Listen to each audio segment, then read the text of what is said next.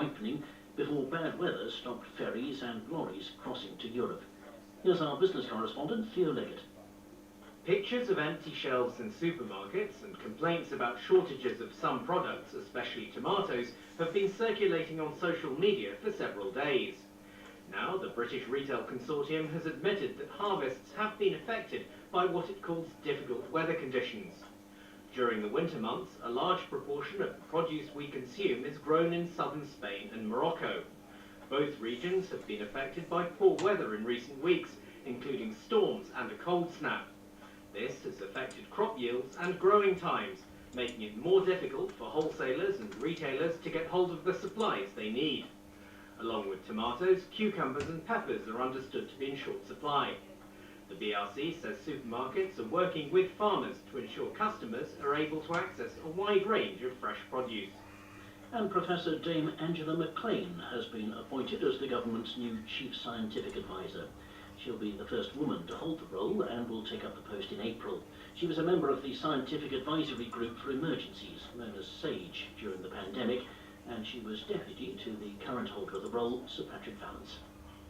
Thank you, Charles. You're listening to The World Tonight with Nicola Shah. Secrecy, symbolism and air raid sirens, all a feature of Joe Biden's trip to Kiev today. The president took a 10-hour train ride from Poland to reach the Ukrainian capital in a visit which the White House said was intended to reaffirm America's unwavering commitment to Ukraine's democracy, sovereignty and territorial integrity. That's a message which won't have been lost on Moscow, and as Joe Biden and Volodymyr Zelensky were in St. Michael's Cathedral in central Kiev, air raid sirens could be heard. Not unusual, but a reminder of the proximity and intensity of the war. As the first anniversary of the invasion of Ukraine approaches, Russian forces are stepping up their assault on the eastern city of Bakhmut. They've been trying to capture it for more than 6 months now, and Vladimir Putin appears to be pushing for a victory before Friday the 24th. President Zelensky said the defence of the city would continue, but not at any price. Our senior international correspondent, Orla Gurin, reports now from the outskirts of Bakhmut.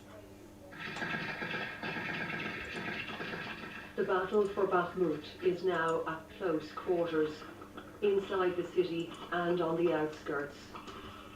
Ukrainian troops are still defending every inch, but the enemy is closing in.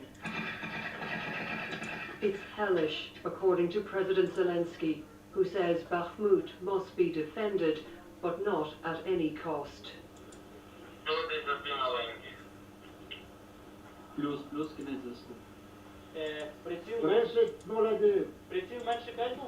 The snow is coming down now. We're at a concealed position on the outskirts of Bakhmut, just hearing some more shelling there. We're with troops from the 28th Brigade. They're part of the defense of the city, and Bakhmut is still in Ukrainian hands. The Russians have been stepping up their attacks. They have gained some ground.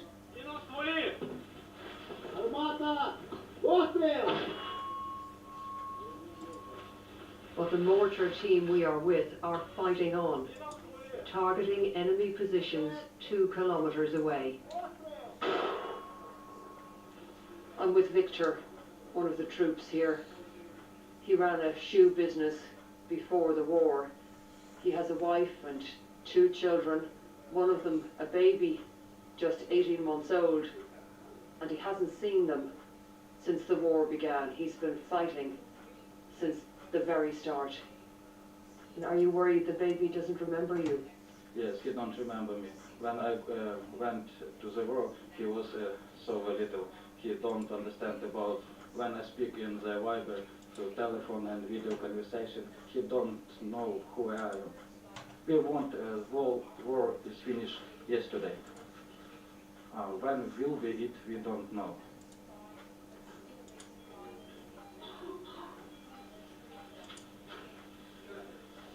We're in the corridor of a busy hospital, we can't say where, and military casualties are being brought in. In the space of just a few minutes, we saw 3 ambulances arriving outside.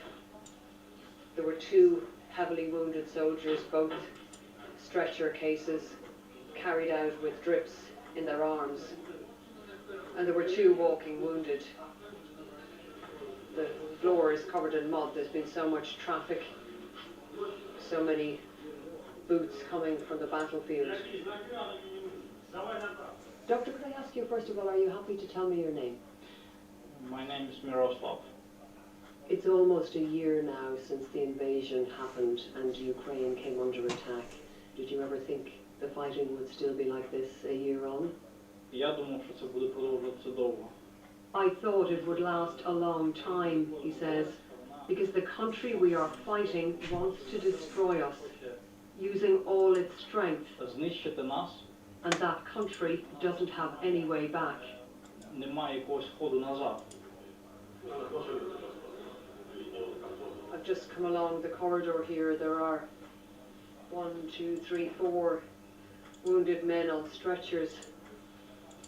They're covered in foil blankets to keep them warm and to protect against shock. Seeing the steady stream of casualties being brought in here, you get a sense of what this fight is costing Ukraine, of the price this country is paying to defend its territory. Ola Guerin reporting from Bakhmut. Yuri Saxon, advisor to Ukraine's Ministry for Defence, I asked him about the battle for Bakhmut and reports that Russia would claim the city in the coming days. In the east, we have seen in the past 4 to 6 weeks, there was a build-up of troops, there was a build-up of military equipment.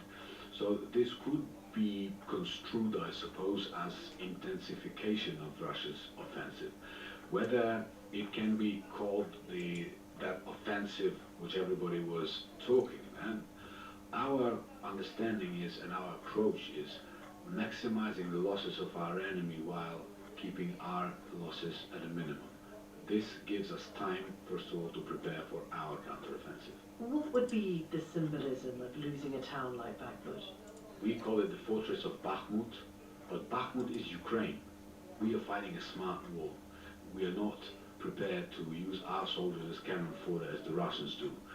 We keep on preparing for our counteroffensive, and we hold up the enemy for as much as we can where the enemy is trying to carry out attacks.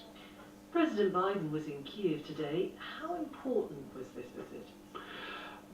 It is hugely important because it sends the right signal to Ukrainians that our allies are with us, they will stand with us until victory, and it sends the same message with a different connotation to the enemy. Has the US been a better ally than your European neighbours?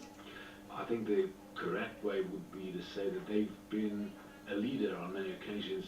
They were the first to send Ukraine the multi-launch rocket systems, for example. You know, but the tank coalition, you know, the UK was the first country to actually say that the tanks will arrive in Ukraine, the Challenge 2 tanks. By and large, of course, US, by sheer weight on the international arena, is showing leadership on many occasions, but European countries are very powerful allies as well. China's top diplomat Wang Yi is in Moscow today. We heard the US Secretary of State Antony Blinken suggesting that China's considering giving lethal support to Russia, in other words, more weapons. How concerned are you? It would be not a very good development if that was to happen. We don't have that information confirmed yet, and we will have to wait and see. And of course, we will continue to speak through our diplomatic channels to our counterparties in China with the view to convincing them, and I'm sure that our allies will do the same, right? So our president was very clear when he said that, this would not be the right decision by China in these circumstances. Why do you think Antony Blinken would have made that public? I'm sure he had his own reasons and his own data that he relies on, but as far as we are concerned, we will just continue to advocate for other countries not to provide Russia with lethal weapons, because we have seen what happened when, for example, Iran began supplying Russia with these drones, right, which are used to destroy Ukrainian electricity infrastructure, to destroy cities and houses and kill people. Just finally, I remember speaking to you and many others in the run-up to the war. Nobody could quite believe that this would happen, that Russia would invade. The war's gone on for a year. Will there be a second anniversary? I surely hope that this is the first and the last anniversary of the world. And the most important thing is that we are confident that it can be the last. We are confident that if we all step up our efforts in terms of, military support provision and all other aspects of defeating Russia economically by sanctions and everything, this is what our president said today, that we hope that this year will be the year of our victory, of our joint victory. It is in nobody's interest to prolong this war, to turn it into a frozen war. That's Yuri Sak, an advisor to Ukraine's Ministry for Defence. Lancashire police have confirmed a body found in the River Wyre on Sunday is the missing mother of two, Nicola Bully. The 45-year-old disappeared during a riverside dog walk in St Michael's on Wyre more than 3 weeks ago, sparking a major search operation.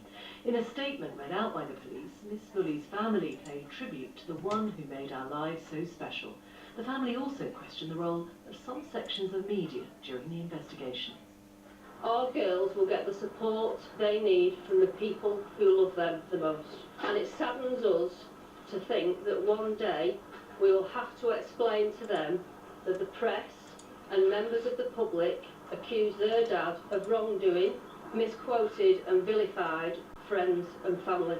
This is absolutely appalling. They have to be held accountable. This cannot happen to another family. We tried last night to take in what we have been told in the day, only to have Sky News and ITV making contact with us directly when we expressly asked for privacy. Do the press and other media channels and so-called professionals not know when to stop? We tried last night to take in what we have been told in the day, only to have Sky News and ITV making contact with us directly when we expressly ask for privacy. Do the press and other media channels and so-called professionals not know when to stop? We tried last night to take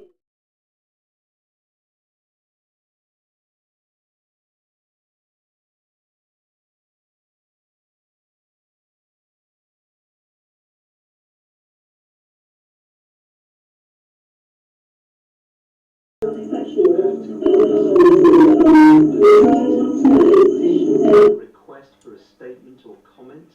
In those circumstances, it would have to go through official channels, and that would be through the police, and then the police might relay that through a family liaison officer to the family concerned. It's possible if direct contact is made, that's because journalists on the ground had a relationship with the family previously, but really you've got to really take a step back and think whether or not the family want any kind of contact, given particularly that when the statement from the police came yesterday, they said that the family